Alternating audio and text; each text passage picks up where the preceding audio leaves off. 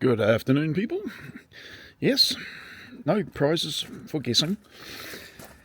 Out to the workshop. Oh, it's actually quite a nice day here outside. Quite a cool day inside. Anyway, let me turn the radio off, and we are talking ducting. Also, no particular prize for guessing that one. And as you can see, I have rationalised to my best ability how the main dust extraction part from the plenum on the box here, from this the circular saw, from the miter saw, enters the duct system. In other words, as simple as flaming possible. 45-degree junction there with a internal, external. Oh, let's see if I can get it out. No, don't worry, one-handed, a bit difficult. Another junction into there, for the reasoning that I can pull this one out with the fitting already, still in the tube already in the fitting, to be replaced by another fitting should I need to have other pipe work of this same size, 65mm, go off to the sander, the drill press, or the overhead line that I will eventually put in. And in the eventuality that I want to use this only, because I don't have a blast gate type setup, I can use that and blank off, just pull out that fitting. Actually, I'll do it right now. So I can blank off the fitting, or the end, the port, like that. Yes, okay, like that. So I can rely on all the suction coming from this particular port for other purposes. So as I said, in another video, I may have that pipe connected to the above the bench height of bench level of the table saw for dust extraction. So it seems to be logical. It simplified the duct layout and demands put upon it. Would it have been nice to have the ducting go along here? Yes, and it still can. I can always back out of this idea should the new extractor give me performance enough that I might consider putting the ducting back into here and a hard line up over along the roof line. If I do that, there is no great advantage to me, because, as I just said, I kind of said, I can, at the drop of a hat, pull the blocking off part, put that in with the ducts, the tubes, going to any of those three things, the sander, the drill press, or the overhead line.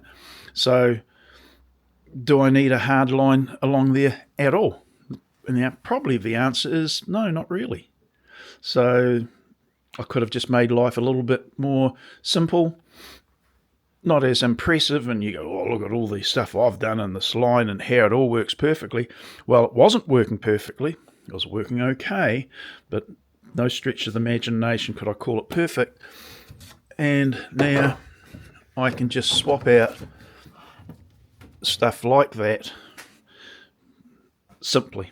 I can put that's a 65. I've got a 50mm adapter. Should that prove to be easier?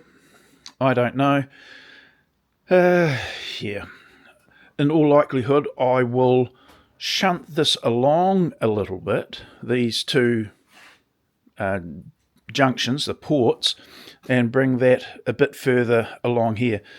The miter station is roughly in its position this way, left and right, and this is a little bit compressed, and it fouls each other. The inlet there, or outlet there, they tend to get in the way. Plus, if I do want to use that port for hooking up to the table saw, maybe having the port entry here back 250 millimeters, 300 millimeters might be easier to then bring the tubing across to the table saw.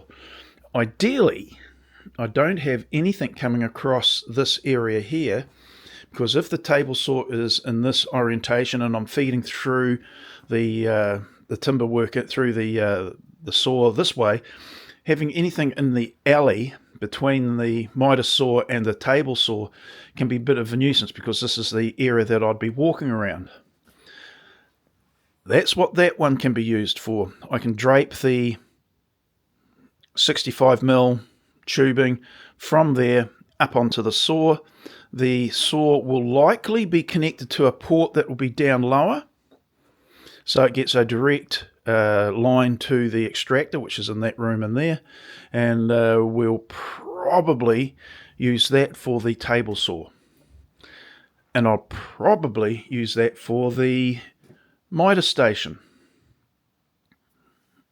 Makes sense, doesn't it?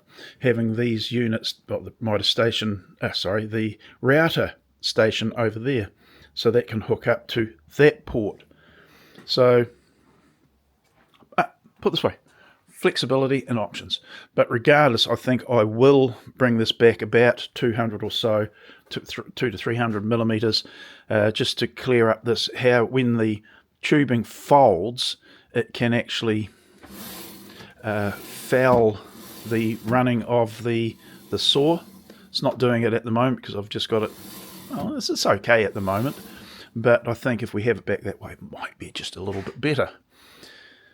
I'm still going to, and I've just done a whole series of cuts. There's still a lot of chip escaping any of the effect of the vacuum in this area, the negative pressure in this area. Despite having big ports open to give me the efficiency there, I'm not getting it sufficient to trap this chip being thrown into the air. So there's that. Again, the unknown. The new extractor might help in that regard. I can't do much more around this area because I can't build it up really, because when I drop the saw down, it can't really, it's not really going to benefit much. Could have it up a bit higher, but as I draw it forward, it's, yeah. I'm getting a bit desperate to be able to, and I'm not wanting to get desperate in the collection of the chip. I'm quite happy with the amount of chip that does escape at the moment. Well, not happy that it escapes, but at the level that it escapes, it's way less than what it used to be without this setup. So yeah, I'm resolved to what I have escape. Yeah, not too worried, in other words. Rightio, well, I just thought I'd give you the update. That's very straightforward. That's, easy to connect up to other pipe work, etc., down onto the sander as I make when I require it. So yeah, quite happy at the moment with that. But now I'm going to call it quits on the ducting until such time as I can, do some adjustment when I get the new machine, which is who knows when. Could be 2 or 3 weeks away, could be longer. So let's just put that to bed, use it now in the manner that I'd been hoping, which is pretty much it, and we'll go from there. Still have to put the little bit of grill work over these holes here, because there stands the chance that big bits might go in there, and once in there it could go through the whole system and hit the fan, literally, on the chip extractor, on the dust collector. So yeah, I'll worry about that later. Rightio, that's it. Better get some work done on those flaming planters, get them finished and out of the workshop so I can carry on with my draw fronts, which will be the next thing. I was going to cut down some panel with the track saw and what have you, but I think I'll concentrate on the draw fronts and get them edge band, etc. Draw pulls on them, and especially these three. Not so critical the mitre, the router station, but that will then be one of the next things to look at. So yeah, now you know. You may not wanted to know, but now you do. Radio, that's it. I'll wander off and I'll leave you alone.